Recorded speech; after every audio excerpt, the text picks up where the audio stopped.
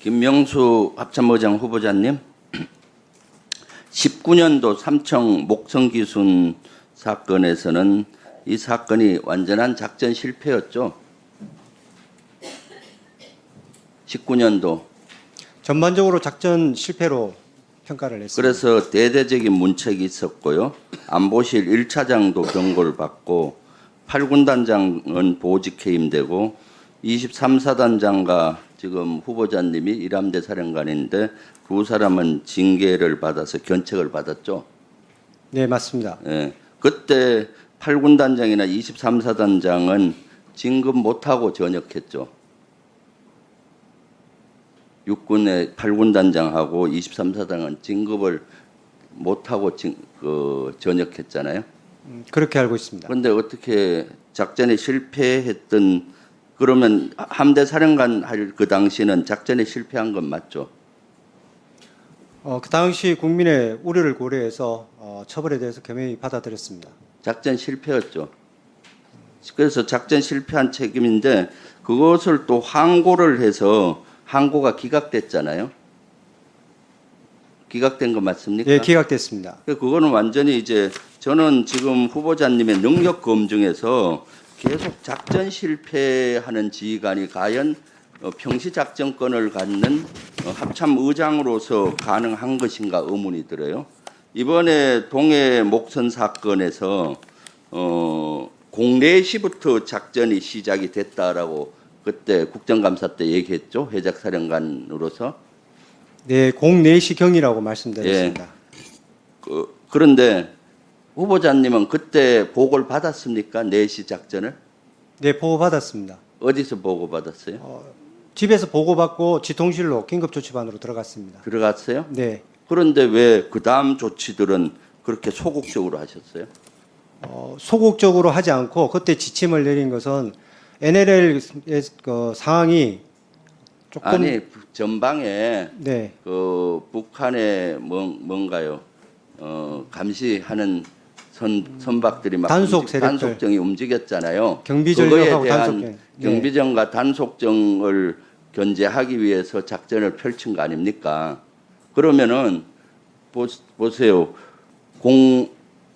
속초 앞바다 왔던 최초 포착 지점이 어디예요? 우리 레이더가 속초 앞바다입니다. 앞바다 예. 와서 겨우 감시가 시작이 됐잖아요. 표택이. 그때 포착이 됐다고 보시면 되겠습니다. 그러니까 육군 같은 경우는 5시 반경에 포착이 됐잖아요. 네. 그런데 해군에 이것을 확인을 했는데 해작 사령관은 이때 상실에 있었어요?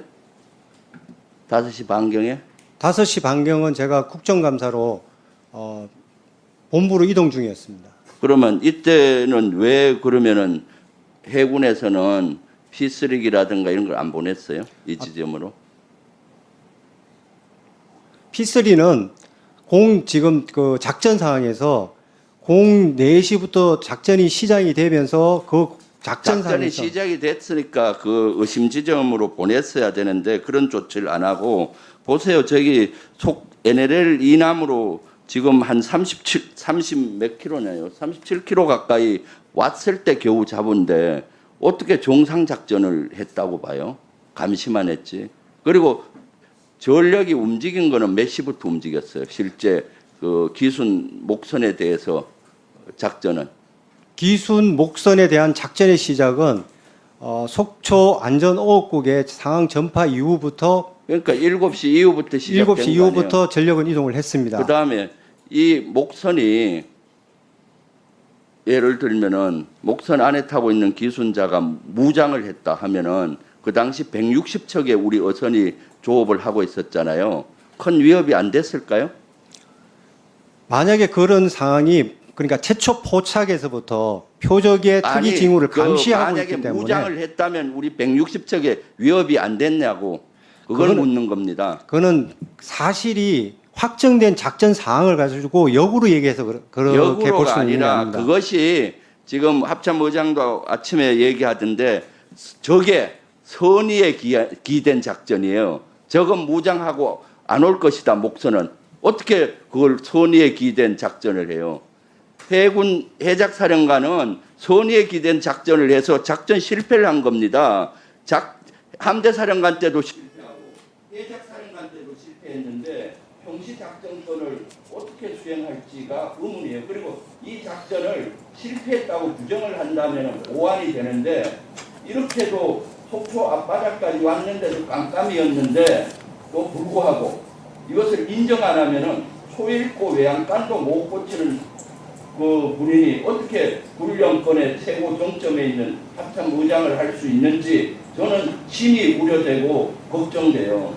여기에 대해서 답변 한번 내주세요. 네, 작전은 정상적으로 진행됐습니다. 작전이라는 것은 정상적으로 진행됐다는 게 잘못됐다니까요. 그 작전을 바다까지 굽혔는데 어떻게 정첩보가 있는 상태에서 내려온다면은 그 앞에서 함정이 대기할 겁니다. 하지만은 아무 상황이 없고 적의 상황이 특이한 징후가 있기 때문에 전력들이 추가적으로 투입되면서 그 지역을 감시를 하게 됩니다. 감시를 하면서 적의 이동 상황을 지속적으로 감시하면서 추가적으로 문제가 생길 거에 대비해서 지상군의 육군의 감시 경계 강화를 요청하고 거기에 따라서 지상군은 감시 경계를 올리는 겁니다.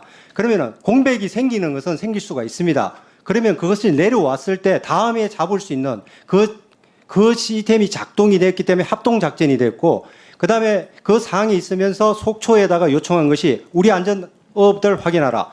그다음에 통합방위 제2호서의 협력체계를 유지하라. 소형표적 관리를 하라. 철통경계의 정의한 문제를 보세요. 철통경계. 군은 철통경계를 해야지 장비탄만 하고 있습니다. 자, 김병주 의원님 다음 추가 질의 시간이 있습니다. 예.